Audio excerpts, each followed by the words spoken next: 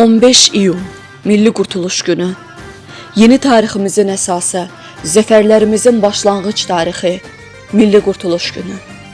Bu tarixi yaradan, Azərbaycanın müstəqilliyinin qorunub saxlanmasında, möhkəmlənməsində, inkişafında müstəsna rol oynayan, daim xalqına arxalanan ümumilli lider Heydər Əliyevdir.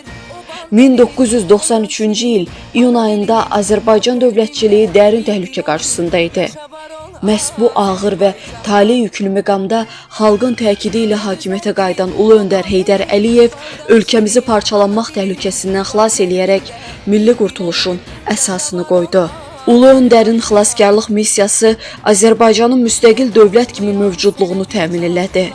Ordu quruculuğuna, sərhəd təhlükəsizliyinin sistemli şəkildə təşkili və inkişafına zəmin yaratdı. Düz 32 il əvvəl Azərbaycan xalqının tələbi ilə ikinci dəfə hakimiyyətə qayıdan Ulu Öndər Heydər Əliyev 1993-cü il iyunun 15-də Ali Sovetin sədri seçildi. Bununla da ölkəmiz ictimai, siyasi və iqtisadi böhrandan xilas oldu. Respublikanın inkişafının sarsılmaz təməlləri qoyuldu. Zəfər dolu nailiyyətlərin əsasının qoyulduğu bu şanlı tarix, suveren Azərbaycanın hər bir bölgəsində yüksək əhval-ruhiyyə və coşqu ilə qeyd edilir. Milli Qurtuluş Günü münasibəti ilə xalqımızı təbrik edir, dövlətimizə sülh, sabitlik və tərəqqi arzuluyuruq.